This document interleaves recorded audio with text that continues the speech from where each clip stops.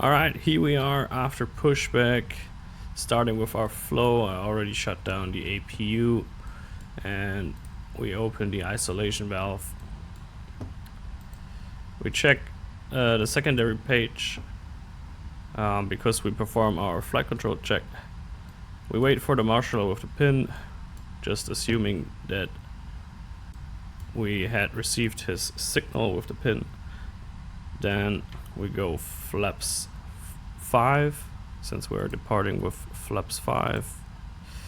Cross check it here, make sure the flaps extend, and then we do the flight control check. Full left, and we monitor on the display that the controls deflect in the way they should. Full right, and we go full up, full down, and then the rudder.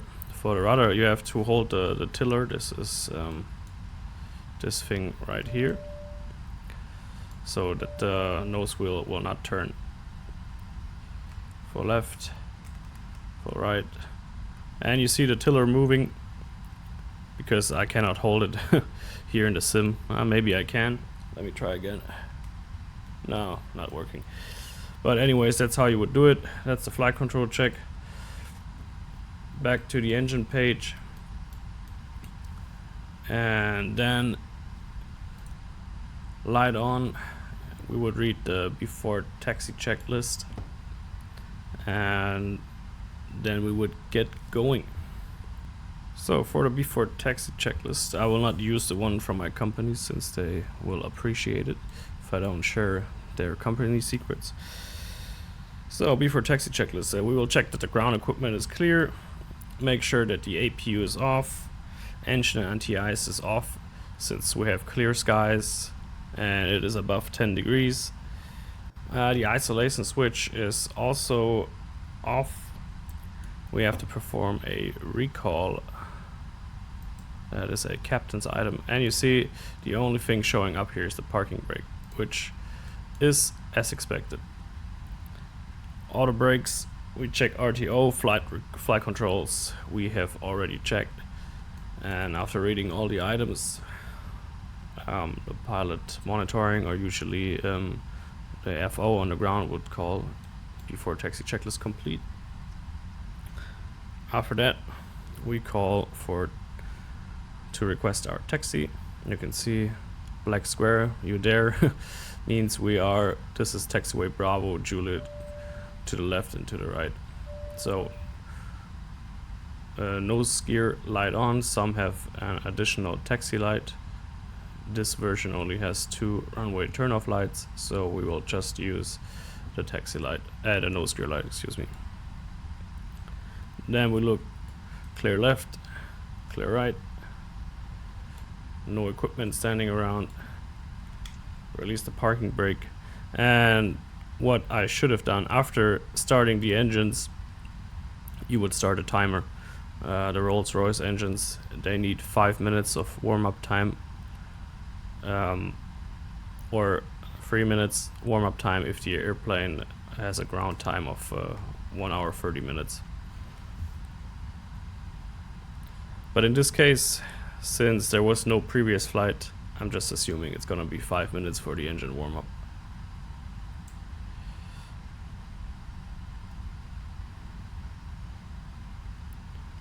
And during taxi, and when we are clear of any ground equipment and people, we will switch the weather radar on, and it should be blue.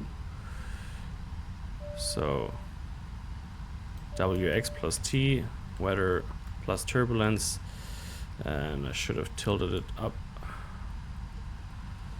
5 degrees is usually what I do, so we can see any clouds who are above our airplane during the climb out. And if there were thunderstorms forecasted on the ATIS, you would sit on the runway for a second and you would check if there's any thunderstorm, or we call them CB cells, during departure. And sometimes you have to tell ATC that you need a heading to avoid immediately after takeoff, and then they usually they will clear you and tell you heading approved after like 400 feet, because there you shouldn't do any turns below 400 feet. And yeah, that is how you would deal with that situation. And the nose gear is basically sitting behind us, so you have to oversteer.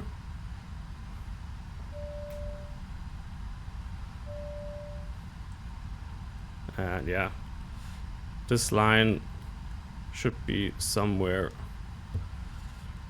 on this hump from the windshield wiper. It's I think for the flight sim it's a kind of a good reference to be on center.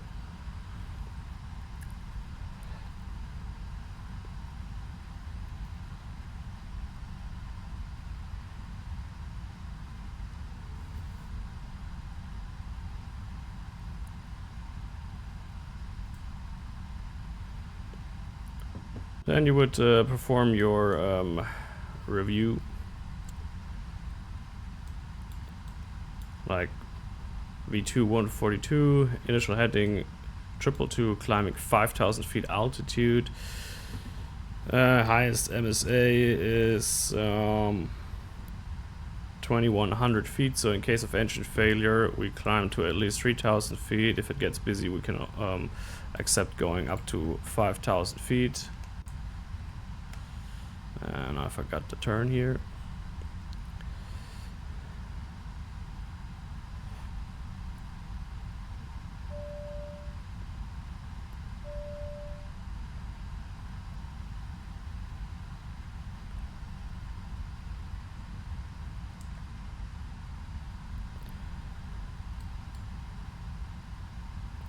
And yeah, so case of engine failure, initially straight ahead 5 miles. That is why we have the 5 nautical mile ring from ISX, ILS. Engine out acceleration will be 1,400 feet. And we're departing with flaps 5. First turn is gonna be, it looks like it's gonna be to the left. There's no speed restrictions. And then you would ask the other guy if he had any questions. And if not, the captain would usually call for the before takeoff checklist. And we just take this checklist here, before takeoff checklist, flaps 5. You make sure it's indicating 5 here. You would check on the flap lever that it's indicating 5. And we check here on the takeoff reference page that also shown flaps 5. So 3 indications you would have to check. Then I would switch to climb page for the takeoff. Pilot monitoring is on the legs page. And yeah, if we would have reached 5 minutes, which I'm not going to wait for since it is a sim, we would call ready for departure. And as soon as we were cleared for takeoff, I would put all the lights on. The white anti-collision, landing lights, and both of the this one is hard to reach, runway turn-off lights. We would put the transponder to TARA, and I would have a look at the fuel. It's 9.7. that is our off-block fuel, since we put an extra 300 kilos on top. That is absolutely fine. What I would check is my minimum takeoff fuel.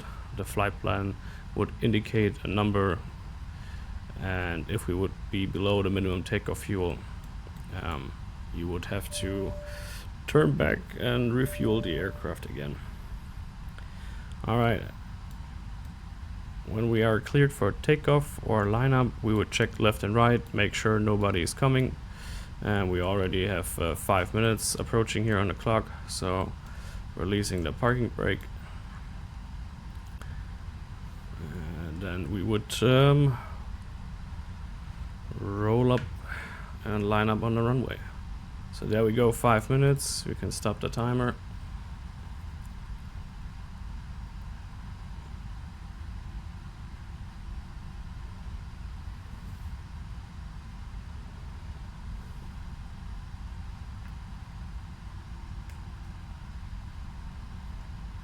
We will also check the signs.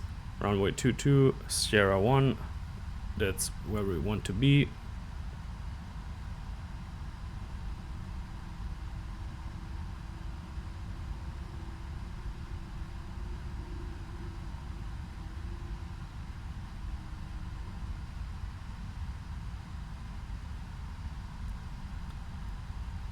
And we would check the heading again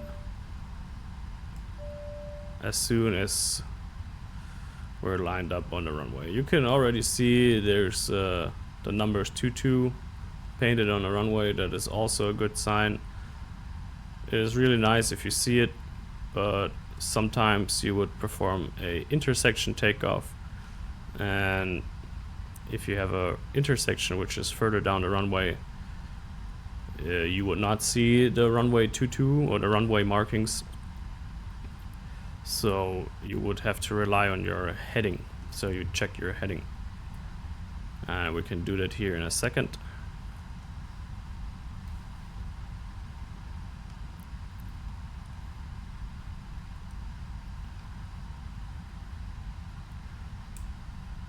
Yeah, this yellow line should have aligned up with the white center line, which is not.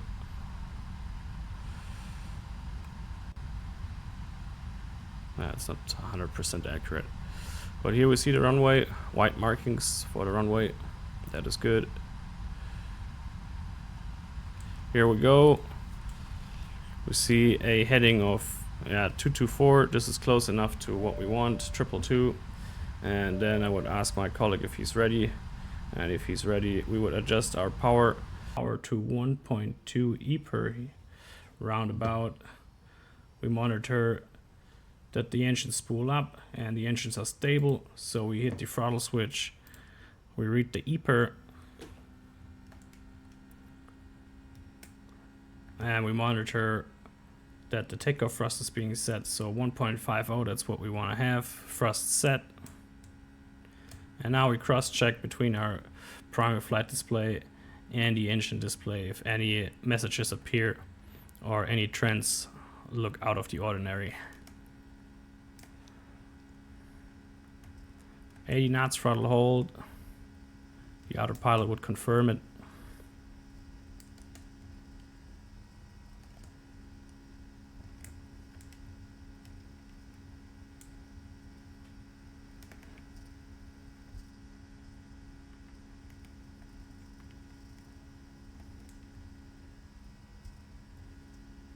V1, you take the hand off the throttle and then you slowly rotate around about 2.5 degrees per second, and the initial pitch should be 17.5 degrees. Got positive rate, gear up. And I'm ignoring the flight director for a second. And yeah, in the actual airplane you would have a higher pitch, so 17.5 would be the normal pitch, but if you're light you could easily pitch up to 20-25 degrees. Most company will limit the pitch on takeoff to 25 degrees. You could pitch higher and the airplane would still accelerate if you're light. So it has crazy performance. You can see on the PFD the white bar, so we are 1,000 feet above the airfield. Let me trim it out, and then you would set the climb power. So climb first, and then hit VNAV and center command. This goes into vertical speed, makes no sense at all. It should be already in VNAV. So I will just select flight level change.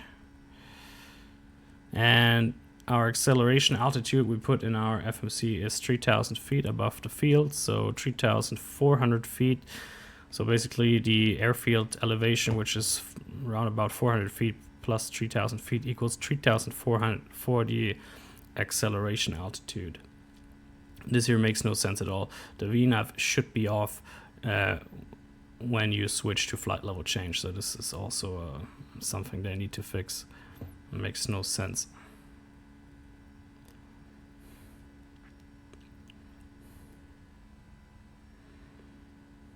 Yeah, it's not really here on the magenta line. Okay, EPER VNAV speed. So now it is in the VNAV speed mode. Like I said, this should not have happened since we're in flight level change and there is no automatic switching between VNAV and flight level change. This would never happen. We can see our airspeed trend vector going up to the 1, so we can go flaps 1. And as soon as our speed is above the flap 1 speed with a positive trend towards the up speed, we can call for flaps up. We're cleared to 5,000 feet altitude. In case ATC would clear us to flight level 120 and we had no restriction, let's go to a climb direct. We can already set our altimeters to standard. So standard set, passing flight level 44. Speed is 250. This is all according to the VNAV. So below flight level 100, speed 250. That is the most restrictive speed as of right now. So it will automatically put 250 knots into here. We can take the nose gear light and the runway turnoff lights off. Just our heading. And we read the after takeoff checklist. After takeoff checklist, landing gear is up and off. Flaps up. After takeoff checklist complete. And now we climb out. You see climb rates of 4,000 feet a minute. That is actually common with the 757. It has really amazing power.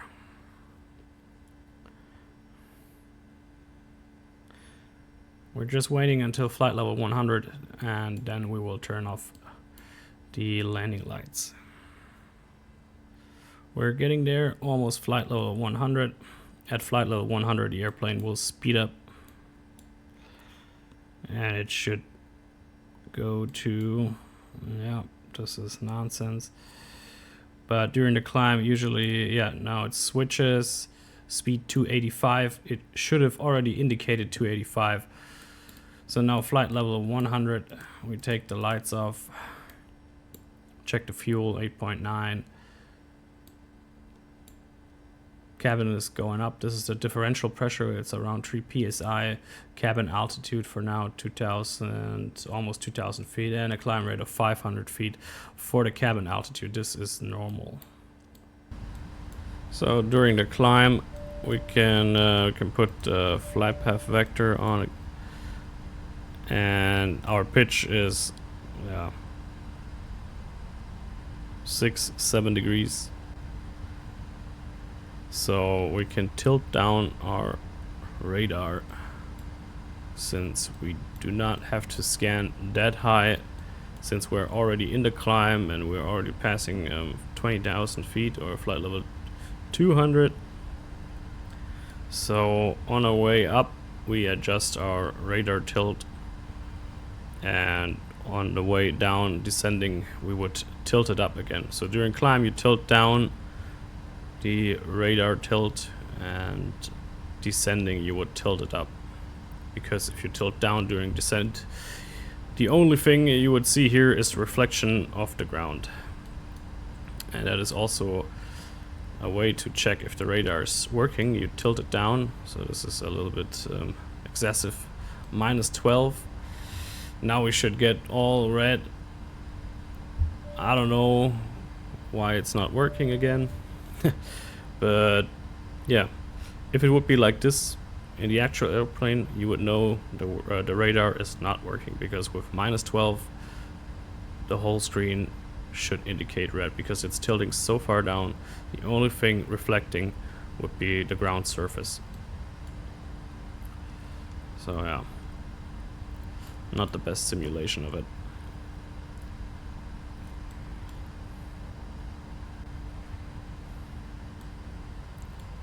We can also check this page occasionally. We see that the quantity looks good, no refills are shown, hydraulic pressure, yeah, around 3,000 is what you want to see. APU is of course shut down, and the oxygen pressure is normal. Yeah, brake temperature and control deflection. And you could switch back to this page. You could also leave it blank like this, and in case any parameters would exceed their limit, they would pop up. So basically, if you had N2 exceedance and you left the display blank, you would see the N2s with the maximum value which it has reached. So you automatically know, oops, something is going on. So this is also company specific. Some leave it off, some monitor it the whole time, because basically the aircraft is monitoring itself and will indicate to you if something is out of the ordinary. Just gonna leave it on like this. Those arrows, they tell us that the display should be on. So if we turn it off again, no arrows, meaning this helps us to identify if the display has failed or not. So we're gonna leave it like this.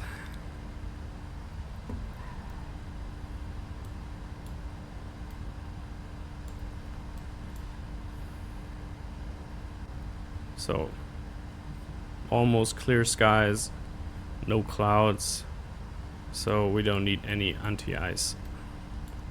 And if there's not too much traffic, what can happen is that you would get a direct. So if ATC calls us and tells us fly direct eBody, we would put copy eBody out of our legs page, put it all the way to the top.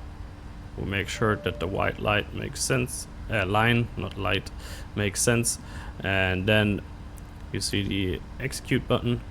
Both pilots have to confirm it, execute it, and now we are turning direct to eBody. You see the distance to eBody is 307 nautical miles, and we will arrive there at 13:52. We adjust our heading a little bit into the wind. You see the wind arrow here.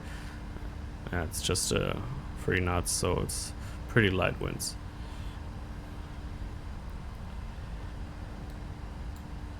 And now during the climb out and during cruise, you would monitor the fuel, perform your fuel checks every hour, and look for suitable alternate airports on the way to our arrival. You can switch on the airport page. And yeah, we are flying in Europe, so there's basically airports everywhere. Makes it really easy compared to when you would fly over the Atlantic or maybe the Sahara Desert in Africa. There are not too many options where you could divert to.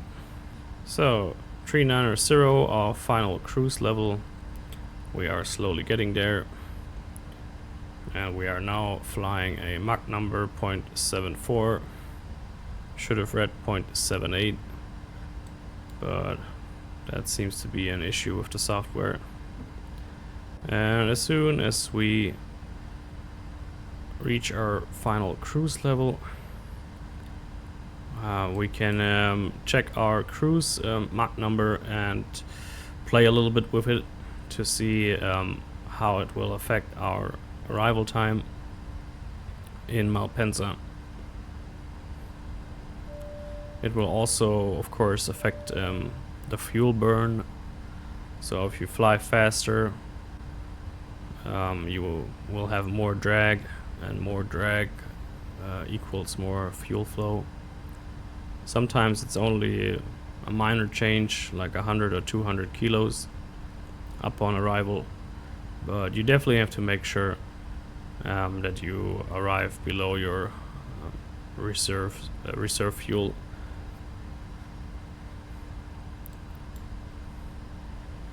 So it's telling us altitude alert, which makes no sense. Wouldn't happen.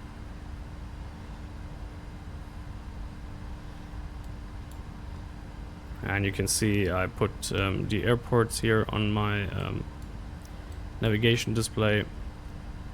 And the next thing we will do in cruise is look for suitable en route alternate airports.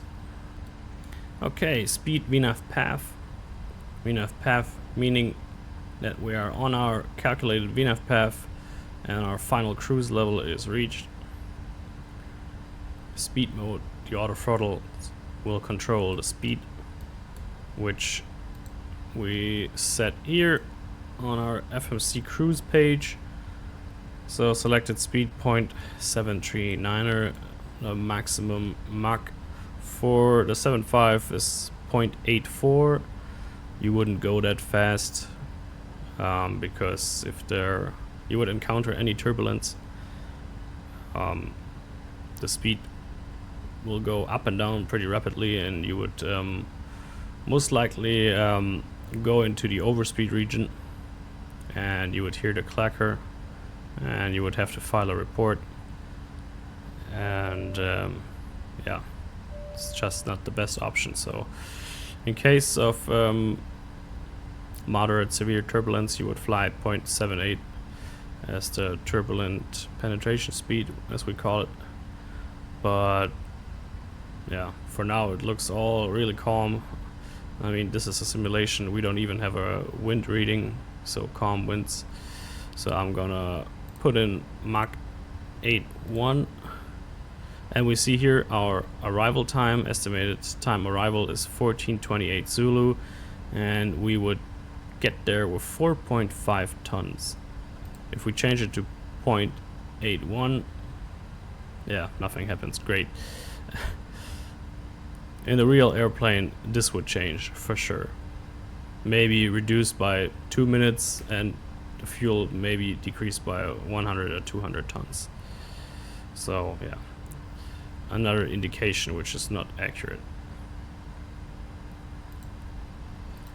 And what is also missing is the engine out prompt. There would be an engine out prompt, so you could check at which altitude you could descend to, or which maximum altitude you could fly with one engine inoperative, which is quite important, since when you fly over high terrain, you want to know if you lose an engine, can you still fly above it, or at 390. If we lose an engine, 100% we have to descend. If the airplane is light, you can make it all the way to 310 or even above with one engine, but if you are really heavy, it could be as low as, I don't know, 250 or something like that. So that is something I really check during the cruise level. And what I would do, I would just twist it in here as a reminder. So like let's pretend 280 would be the altitude or flight level we could make with one engine. This is what I would set up here for the cruise if I wouldn't need the VUR DME with the course, just as a reminder. And yeah, this is doing a terrible job again. We put in Mach 0.81 and the speed is not changing at all. Makes no sense at all. I mean, even at this altitude it would be no struggle to reach Mach 0.81. The engines are really powerful. Let's see if we can manipulate this, like, yeah, okay, yeah, empty box. So yeah, so this version definitely has a lot of issues which should be fixed. During cruise, the workload definitely reduces, so you can relax a little bit. Nevertheless, you should always monitor where you are, what airports are around you, if there's any weather, any CBs, so thunderstorms building up around you, and just check all the systems occasionally if there's any lights, and that everything is working normal. The ICAS system obviously helps with this, so in case anything fails, not all of the items, but the important items will show up here on the ICAS. So if we hit recall, there is nothing, so everything is working fine.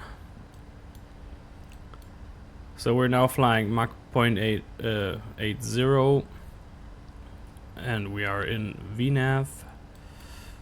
So now it seems to be working. I put Mach 0.80 in here, and with no change on the arrival time and fuel. And yeah, we would check the waypoints and the fuel. So we would compare it to our flight plan, and if our flight plan would say at Ibori the fuel should be 5.6, and we can see here 5.8, we know that we have 200 kilos above our target, so we are fine for now.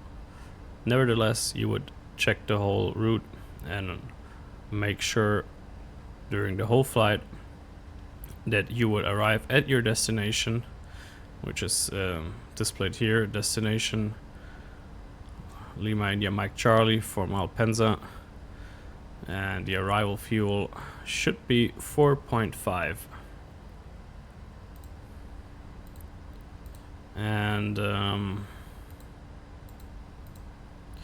our reserves 3.3.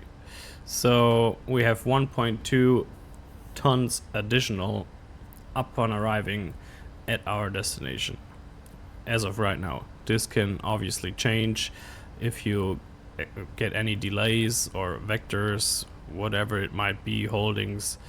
So you'll always have to closely monitor this number. Like I talked about it, as of right now, 1.2 tons above our reserves. So that would give us like 25 minutes to play around, to have some wiggle room upon our arrival. So if we arrive, or if we are on final and we see up here that we have 4.5 tons still in the tank, we just know we can comfortably fly a go around without worrying too much about the fuel. So I always have a close look at this number, and obviously you would check with your flight plan the waypoints and the fuel with the time, and you would fill out that log for your reference, so you can also see if you have any trends, like is the trend is it positive, are you gaining fuel or are you losing fuel? Because today we're cruising at 390. That is what we have planned. That was filed in our flight plan. But sometimes the airspace can be really busy, and there might be 2 airplanes, or I don't know how many airplanes above you, and ATC cannot give you your requested flight level. So on a bad day, maybe like a really bad day, maybe you would have to cruise at flight level 330, 350, and if you fly further down, for example at flight level 330, you would burn way more fuel than up here at 390. So in that case, it becomes really important to do your fuel checks and to monitor closely how the trend is progressing. But for now, everything looks really fine. So now we can start looking for suitable alternate airfields. Like, this is ridiculous. This is like, you cannot really get a clear picture of which airport could be suitable, because there are so many, and some of them might be a small airfield with a short runway, while we couldn't land the 7.5 on. So I will just put this off and refer to my chart. So for the fixed info, we can erase all that, since we are a long time away from our departure airport. And on my chart, I have found this airport.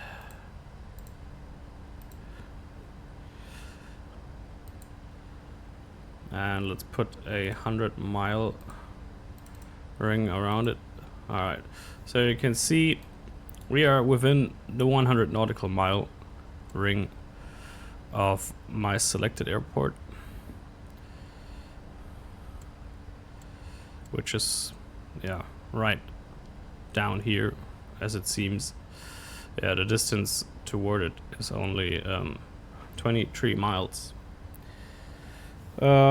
Never been to this airport, but my chart tells me that we have runway 10 and 28. For runway 10 we have an ILS Cat 3 Bravo, and for runway 28 it's an ILS Cat 1, and the runway is 12,303 feet long, so very long runway. And you could get the weather via ACARS, but I mean, today we have clear skies, so at least we know there's no low visibility in progress. But we would check the weather anyway, since there could be high crosswinds which could exceed our limits. You wouldn't know that from up here. And then you would just keep on scanning for a second option for as an en route alternate.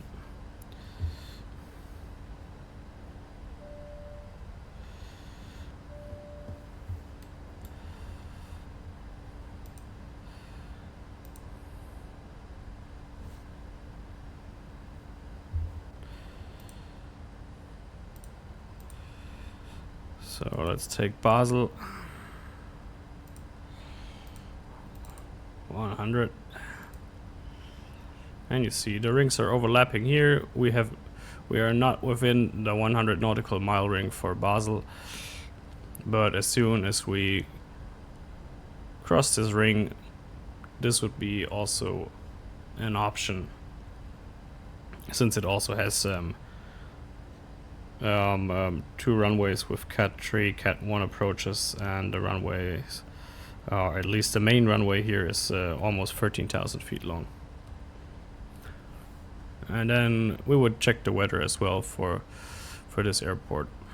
During cruise and approaching our destination, you can already set up all the things for the final approach. We're expecting the ILS Zulu for runway 35 right,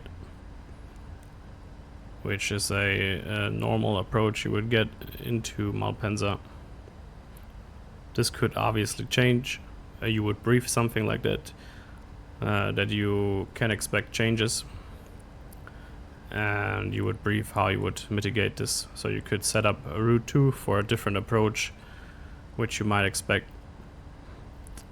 But yeah, you would get the ATIS information. You could get this also via ACARS, and on the ATIS it would tell you something like expect ILS Zulu runway 35 for arrival. So we would plan for this and set this up, and we would check the ATIS all the way until we arrive at our destination. In Europe, on most airfields, the newest ATIS is released at time 50 or 20, so every half an hour. So 7 minutes and we would get the new ATIS. But for now, let's just set up for the ILS Zulu 35 right.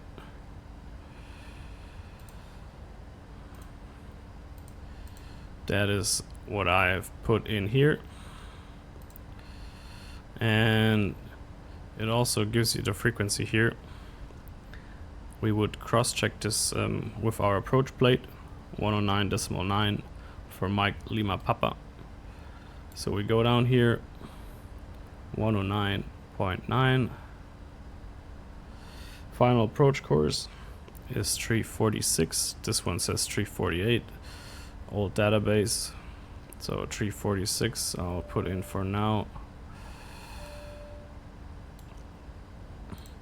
The minimums for the Cat 1 for aircraft category Charlie, which the 75 is, will be 900 feet.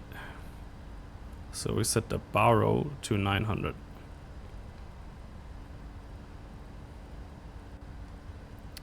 Yeah, this is a pain.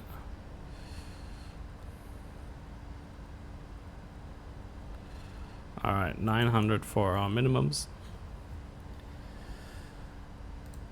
Then you would go again to the progress page. 4.5. This is unchanged for our arrival fuel. We have 6.4 as of right now. That means we will burn 1.9 tons upon arrival. So now it's time to calculate. We got 80.8 tons minus 1.9 tons equals 78.9, and you would put your expected landing mass in here so you get the correct speeds. And I will plan on flying a flaps 25 approach, and our VREF speed will be 125 knots. And I will show you how you would set up these speeds, because this is a little bit it's not really intuitive. So 125. So you put in 125 for your flaps 25 speed. Hit set. But here comes the tricky part for people who don't notice. All the other speeds for your flaps are always referenced to the flaps 30 speed.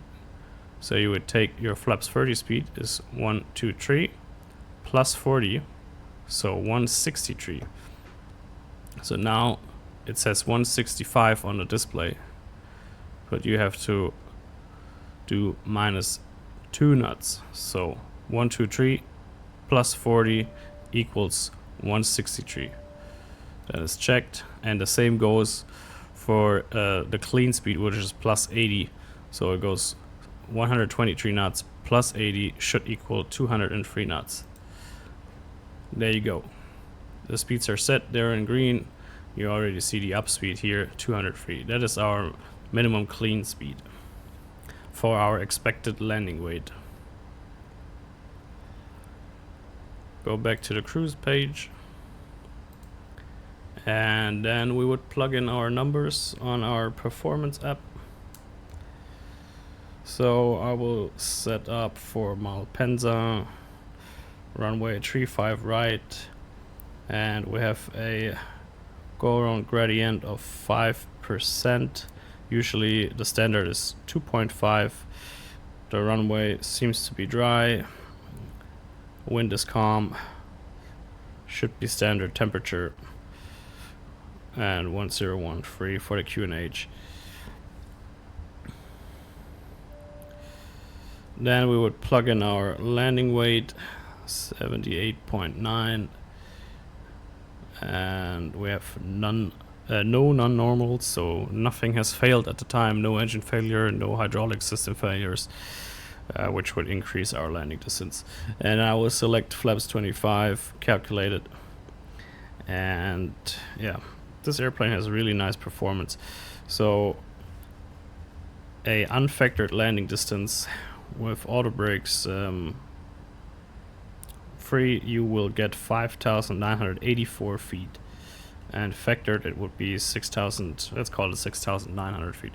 So I'll turn it to auto brakes free so we can vacate the runway pretty quickly. We can also check with our chart for 35 right. Yeah, 6,900 feet. We should be able to vacate via intersection delta. If not, the next one will be intersection echo. So the brakes are set, speeds are set, minimums are set. We set the ILS. If required, we can further set a VOR or DME like the Malpensa one for the missed approach. So 346 for the final approach course. Switch this to VOR, and then we can take the Saronno 13.7 and let's put 107 in here. That will be on a course towards the holding fix for the missed approach. Flip both to on, and here we go. Now we have the aircraft ready to fly a ILS approach to runway 035 right. We would brief it and give you a short briefing. So I'm not going to talk about the arrival procedure. You would cross-check all the waypoints, all the altitude and speed restrictions. But today I will expect vectors for the ILS Zulu 35 right. Frequency should read 109.9. Final approach course 346. Minimums I have set on my side 900 feet with a non-standard go-around climb gradient of 5%, which we are able to fly with our weights. For the MSA towards the south it's 3,000 feet, towards the north 6,000, and actually increasing to 8,300 during our missed approach over the holding at Saronno. For the approach, platform altitude 3,000 feet. Our final approach point will be at 7.2 miles out of 3,000 feet. For the go around, it will be shortly straight ahead. We have to climb about 1,450 feet with maximum 200 knots. So we can see 203 is our clean speed, so we have to be at least flaps 1 to confirm or comply with the speed restriction. Then we make a right turn. We fly to the waypoint Mike Charlie 804 above 3,500 feet, maximum 200 knots, into the holding at Saronno, and I will set 4,000 feet for the go around. Holding speed actually is 190 knots. That would restrict us to flaps 1. So flaps 1 is basically the clean speed minus 20 knots, so 183. So we could fly the holding with flaps 1. In case of a go around, I will push the go around switch, call for go around flaps 20. Pilot monitoring should verify that the thrust is increasing. Call the go around mode. It should read go around, go around, go around. Positive rate, gear up. At 400 feet we select LNAV. At 1,000 feet above ground level, which will be around 1,700 feet, we select climb thrust. We will set speed of 183 to comply with our missed approach holding speed restrictions. And we climb all the way up to 4,000 feet. After flaps 1, we will select center in command. We check the fuel and we try it again. For our landing, we expect to taxi off runway 35 right via Delta, and in Malpensa it is always a surprise concerning the taxi, so maybe they will send us all the way down via taxiway Charlie and hotel all the way back up depending on traffic, or maybe we will go via Delta Echo across the active runway 35 left, go via Delta Alpha, and then we taxi straight and down Yankee to the gate. We will see. I would also talk about the fuel again. On arrival we expect 4.5 tons, reserves are 3.3 tons, which gives us a margin of 1.2 tons. You would ask the other pilot if he has any questions, and if he doesn't, you would do the descent checklist.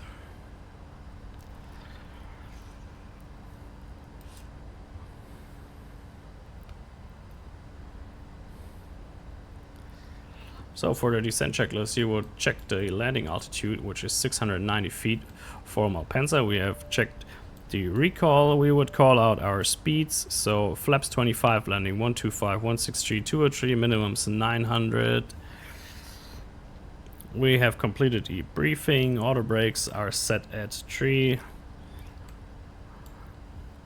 And that would be it for the descent checklist. And it's hard to see, but there's a T/D, which is meaning top of descent. So we are approaching our top of descent in 80 miles, something like that. If we stay on our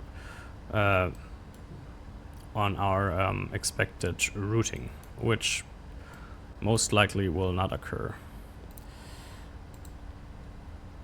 What helps is I can erase that, and I will erase this fix as well since we are close to our destination. 25 miles. Alright, you can see we got a distance of 144. That would be the direct distance from here to Malpensa Airport. And we fly at 390. Let's call it flight level 400.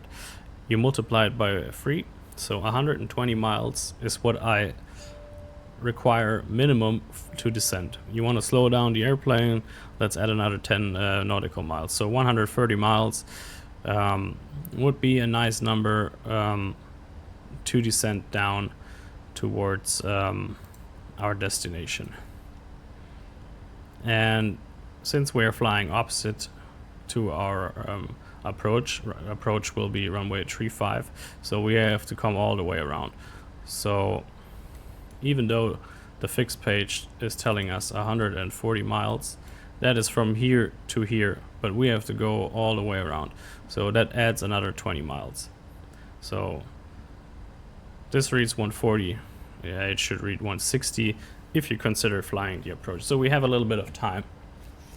In the real aircraft, you could go to the descent page, and there would be an off-path descent, and you could enter a altitude and speed restriction for that descent, and the airplane will give you some circles indicating whether or not you are on profile to descend, or you need drag, or you cannot make the restriction at all. That is very helpful because this airplane does not like to lose speed, especially if you're descending and you have to descend fast. It's almost impossible to get the speed down.